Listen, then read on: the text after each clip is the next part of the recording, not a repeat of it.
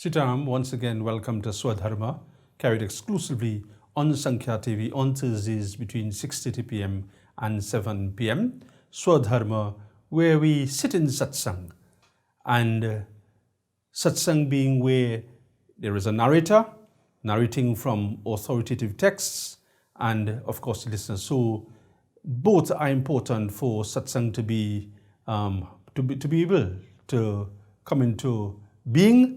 So as it was, narrator and listener equally important. We are continuing on the topic of bhakti, of devotion, of love for God, simply put, without an agenda. We are examining the 9 steps to devotion. Using the reference we use here is the reference of a ladder.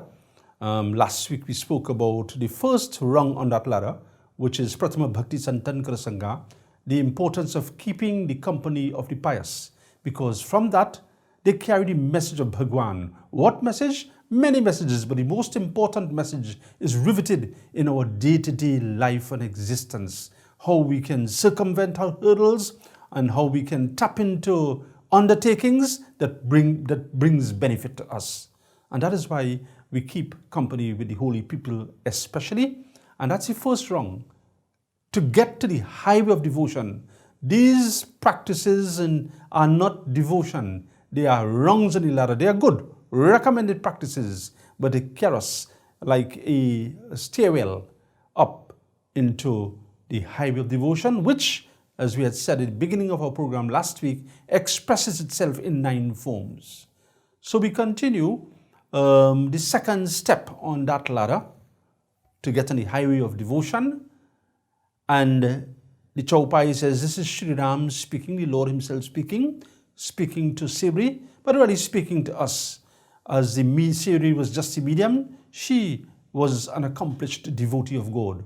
So the message is being passed to us, do sari rati mama katha prasanga.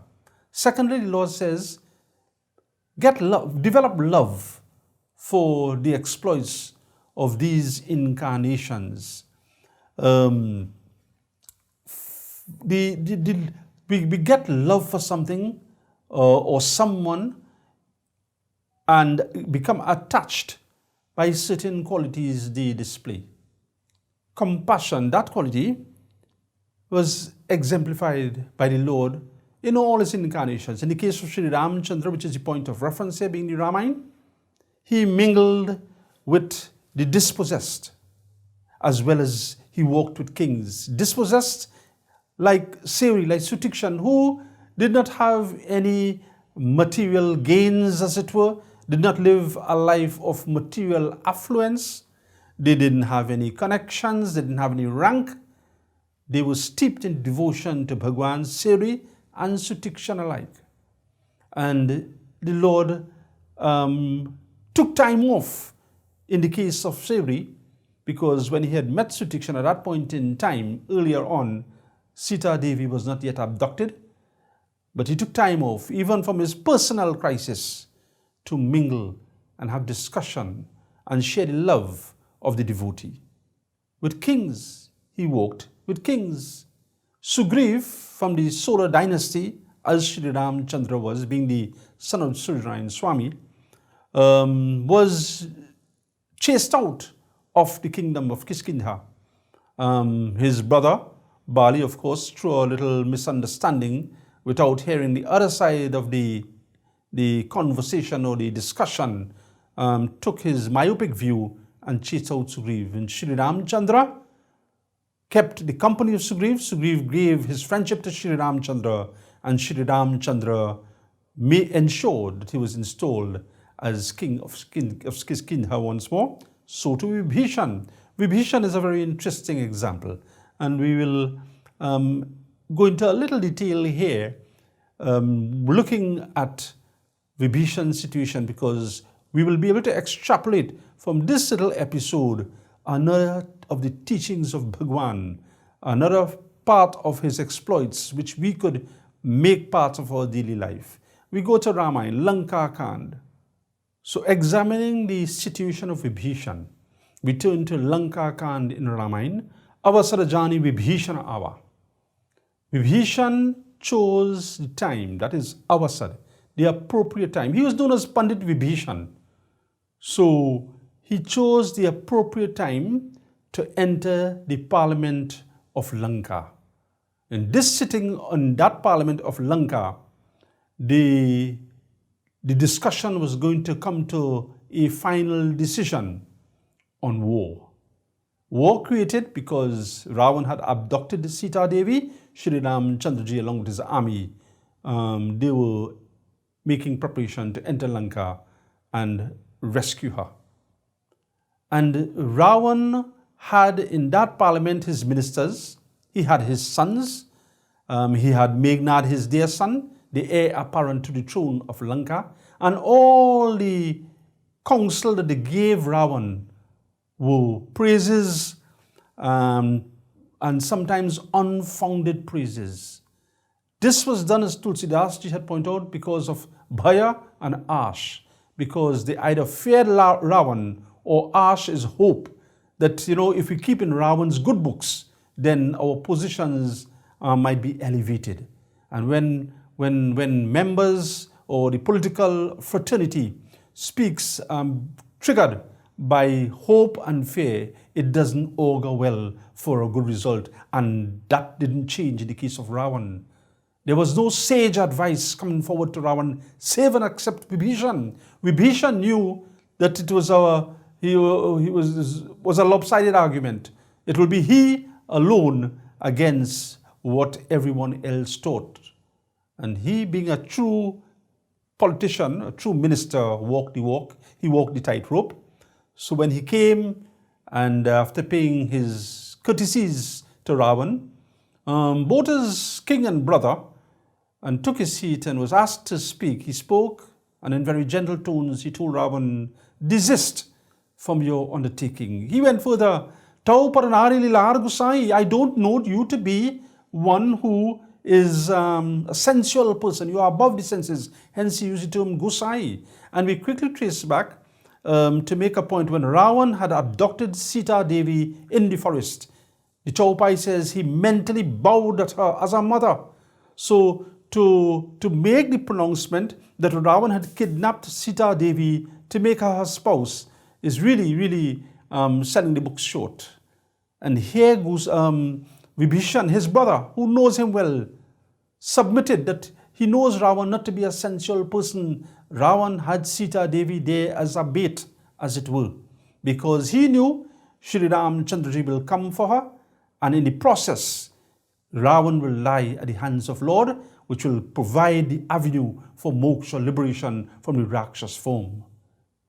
Vibhishan says, my lord, I don't know you to be like this. Desist from the battle.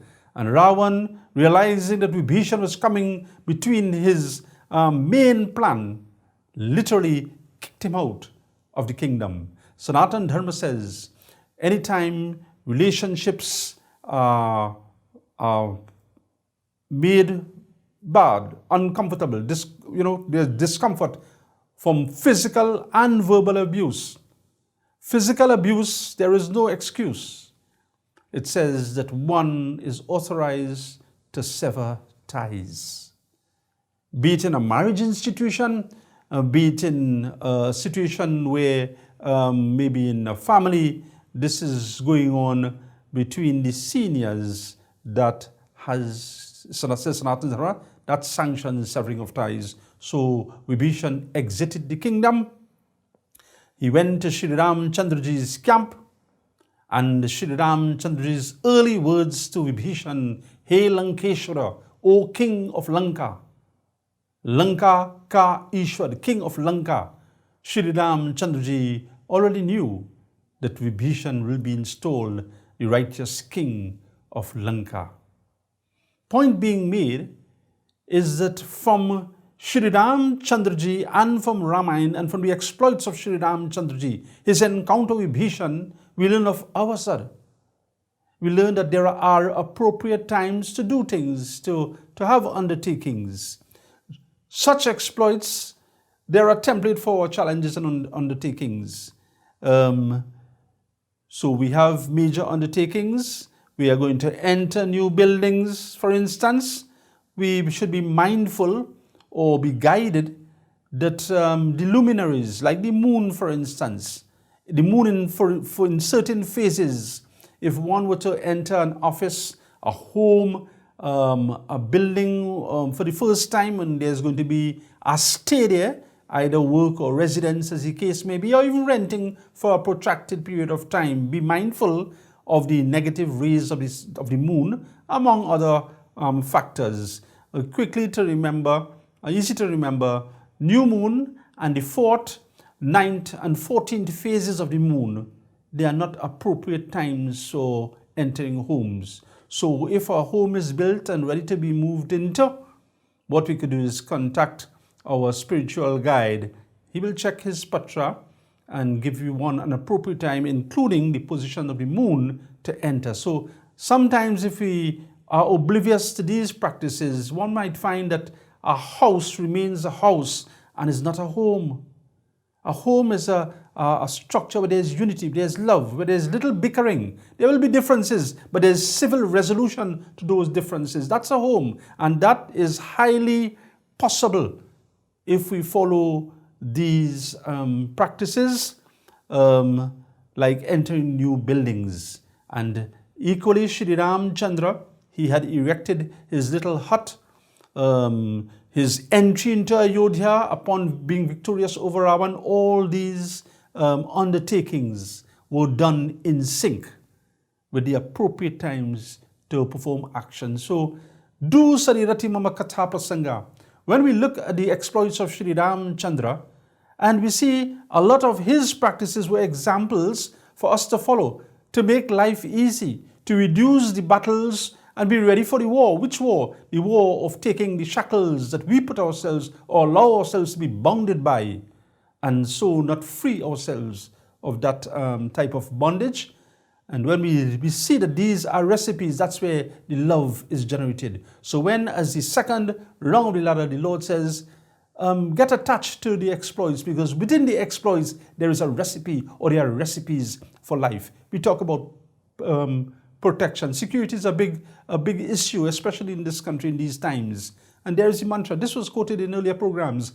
Mam bhirakshay rahukulunayak, meaning that if at the start of one's journey, one takes this mantra, this line from Ramayana, where it essentially says, I seek the protection of my Lord in the form of Ram, armed with bow and arrow, because a bardan or a boon was given there, that he who remembers this, better yet chant it, but if you just have the thought for the time being as you develop spiritually, that as I start my journey, I bring to mind the Lord for my protection, then things will happen.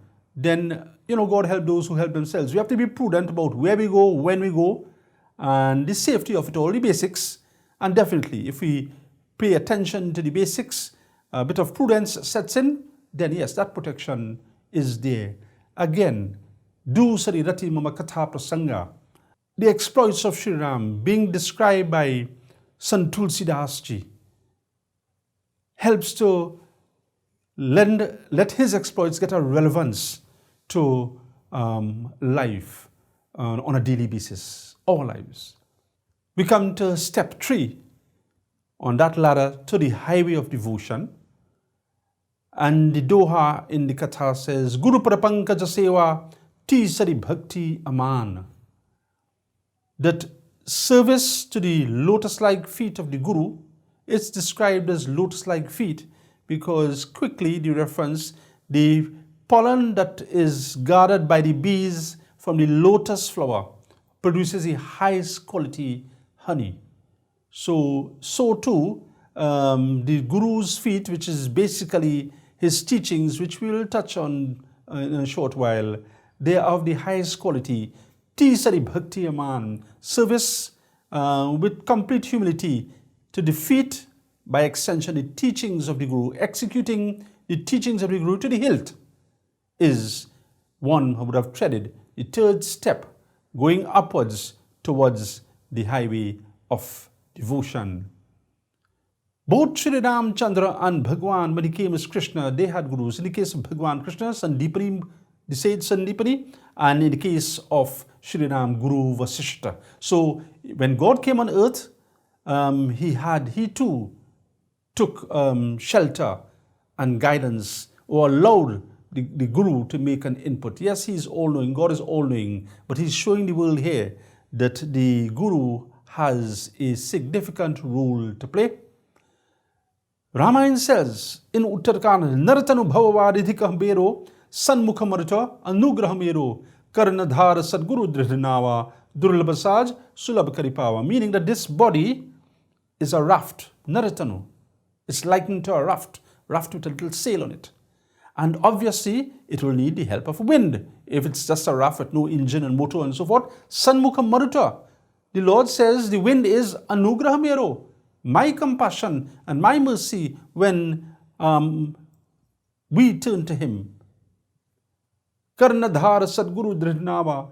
But if we have the raft and we have the sail and we have the wind, then without a helmsman, without a captain, that raft may not reach its destination. And Shri Ram, with his own lips, made this declaration that the need for Guru is to guide this raft to its destination, to that highway of bhakti, of devotion, where standing on that highway is the supreme or maker. The Lord points out here, Durlabh Saj, we make it difficult for having a Guru or creating a relationship, a sound relationship with a Guru. We make it difficult. But Sulabh Karipava, there is the wherewithal to allow it to happen. But we allow things like ego and rationale to get into the way, and it doesn't happen. Guru, Ramayana says again the importance of a Guru. Su jahi Ramacharit Manimanik, Gupta Pragata Jah Jodhi Khanik. Balkan says, and this was the declaration of Sant Tulsidas at the beginning of Ramayana. He says the holy Ramayana can be likened to precious gems and stones. These gems and stones, sometimes, you can mine the stones by that process, and the gems are very difficult to come by. But the Guru will help one to access both. And Sant Tulsidas Ji showed the world. When Shri Ram Chandra had volunteered himself into exile, with Lakshman too followed him, Sita Devi followed him, there was a point in time that there was going to be a conversation privately between Shri Ram and Sita Devi. He had something important to tell her. So then he asked Lakshman, without embarrassing Lakshman, he says, Lakshman, we will need firewood to get that fire kindling, to keep the warmth of the night going. So kindly go get some. And when Lakshman disappeared, as it were, on his mission, the Lord said, Shri Ram says, Sunahu Priyavratu Ruchira Sushila Maika Chukar Lalit Lila. He says, O Devi, what is about to take place here? This was early in the exile, is Narlila.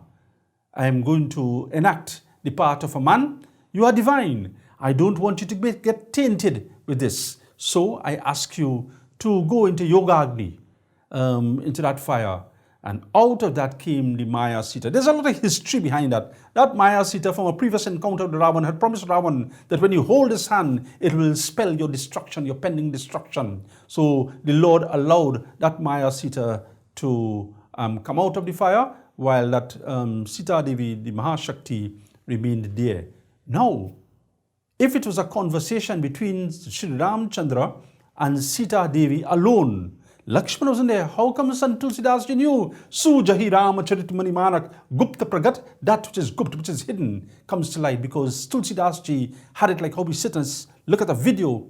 Tulsidas Ji, by Guru's grace, had a complete graphic vision of the entire charitra of Shri Ramchandra, all his exploits.